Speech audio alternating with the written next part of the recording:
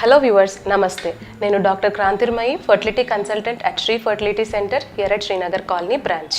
ఇవాళ మనం డిస్కస్ చేయబోయే topic basic infertility test for a couple. అసలు ఇన్ఫర్టిలిటీ పరీక్షలు అనేవి ఒక కపుల్కి ఎప్పుడు చేయించాలి, ఎప్పుడైతే ఒక కపుల్ పెళ్ళైన తర్వాత ఒక సంవత్సరం పాటు ఎటువంటి గర్భనిరోధక పద్ధతులు వాడకుండా, హార్మోన్స్ కానివ్వండి, కాండమ్స్ ఆర్ హార్మోనల్ ఇంజెక్షన్స్ ఇలాంటివి ఏమీ వాడకుండా రెగ్యులర్గా కలిసి ఉన్నప్పటికీ ప్రెగ్నెన్సీ అనేది అందదో అప్పుడు మనం ఈ ఇన్ఫర్టిలిటీ టెస్ట్ అనేవి చేయిస్తాం. సో ఎందుకు 1 year అంటున్నానంటే, సో యావరేజ్గా చూసుకున్నట్లయితే న్యాచురల్ ప్రెగ్నెన్సీ వచ్చే అవకాశం పర్ మంత్ 20%. అంటే 100 కపుల్స్లో 20 కపుల్స్కి ఫస్ట్ ఒక మంత్లో ప్రెగ్నెన్సీ వచ్చే అవకాశాలు ఉంటాయి. And by the end of 1 year of unprotected intercourse, 90% of the couples they achieve conception within 1 year of unprotected intercourse. So ఈ లోపల కపుల్స్ ఎక్కువగా కంగారు పడడం, అలాగే ఫ్యామిలీ మెంబర్స్ ఇంకా పిల్లలు లేరని ఎక్కువగా ఒత్తిడి చేయడం మంచిది కాదు.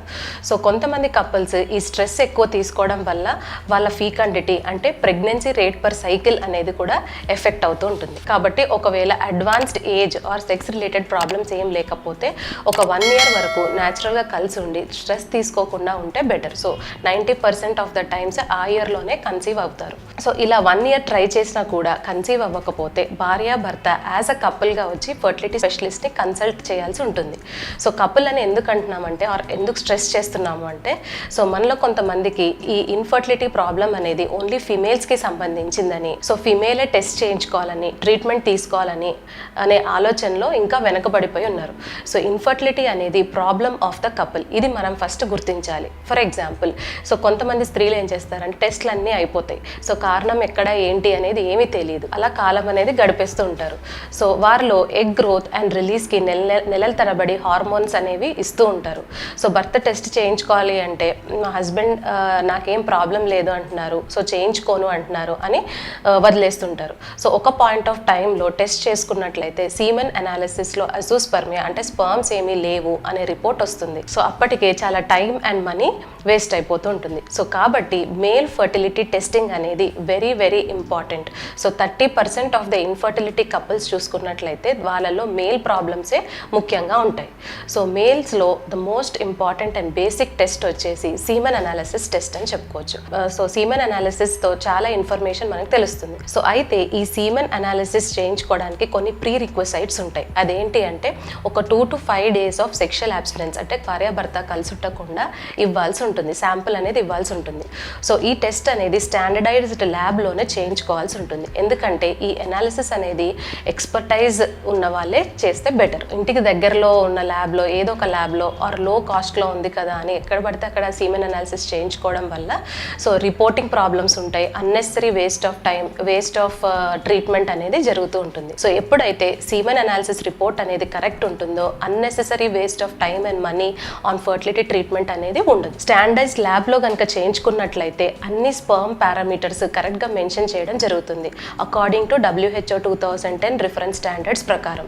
సో దీనిలో మనకి volume of the semen, pH, viscosity, sperm count, మొటిలిటీలో మళ్ళీ rapid progressive motility, slow motility, immotility, మార్ఫాలజీలో చూసుకుంటే ఎన్ని నార్మల్ ఫార్మ్స్ ఉన్నాయి, head defects, middle piece defects, tail defects, acrosomal defects ఇవేమన్నా ఉన్నాయా ఏంటి అనేది క్లియర్గా మెన్షన్ చేయడం జరుగుతుంది. అలాగే సీమెన్లో ఏమన్నా పస్ సెల్స్, ఇన్ఫెక్షన్ తాలూకు పస్ సెల్స్ ఏమన్నా ఉన్నాయా అనేది కూడా క్లియర్గా డెపిక్ట్ చేయడం జరుగుతుంది. సో ఈ సీమెన్ అనాలిసిస్ ప్రాబ్లమ్స్ బట్టి ఫర్దర్గా హార్మోనల్ టెస్ట్ చేయించాలా లేదా ఏమైనా జెనెటిక్ టెస్టింగ్స్ అనేవి అవసరమా అనేది కూడా మనకి ఈ సీమెన్ అనాలిసిస్ ద్వారా తెలుస్తుంది. So next most important test వచ్చేసి DNA ఫ్రాగ్మెంటేషన్ ఇండెక్స్. సో ఇది కాస్ట్లీ అయినప్పటికీ ముఖ్యంగా heavy smokers, alcohol addicts, diabetics, obesity ఉన్న వారిలో ఆక్సిజన్ ఫ్రీ రాడికల్స్ అనే టాక్సిన్స్ బాడీలో ఉండడం వల్ల ఈ హెడ్లో ఏదైతే DNA ప్యాక్డ్ అయి ఉంటుందో స్పర్మ్లో అది బ్రేకేజ్కి ఆర్ ఫ్రాగ్మెంటేషన్కి గురవుతూ ఉంటుంది. సో అటువంటి స్పర్మ్స్ క్వాలిటీ వైజ్ పువర్గా ఉండడం వల్ల అండం ఫలదీకరణం చేయడం అంటే ఫర్టిలైజేషన్ పొటెన్షియల్ అనేది వాటికి తక్కువగా ఉండడం జరుగుతుంది. ఒకవేళ ఎగ్స్ ఫర్టిలైజ్ అయినా సో దాని ద్వారా వచ్చే పిండాలు కూడా పువర్ క్వాలిటీ ఎంబ్రియోస్గా ఏర్పడతాయి. సో ఈ DNA ఫ్రాగ్మెంటేషన్ అనేది వెరీ ఇంపార్టెంట్ టెస్ట్, ఎస్పెషలీ ఎవరికైతే అన్ఎక్స్ప్లెయిన్డ్ ఇన్ఫర్టిలిటీ అంటే అన్ని టెస్ట్లు, semen analysis, egg growth, release, tube test, uterus problems అన్నీ రూల్ అవుట్ అయినా కూడా కారణం ఎక్కడ కనిపించకపోతే అప్పుడు మనం DNA ఫ్రాగ్మెంటేషన్ ఇండెక్స్ అనేది అడ్వైస్ చేయడం జరుగుతుంది. అలాగే కొంతమందికి ప్రొలాంగ్డ్ ఇన్ఫర్టిలిటీ ఉంటుంది, వాళ్ళకు కూడా ఈ టెస్ట్ అనేది అడ్వైస్ చేయడం జరుగుతుంది. సో నెక్స్ట్ టెస్ట్ చూసుకుంటే అల్ట్రాసౌండ్ ఆఫ్ స్క్రోటమ్.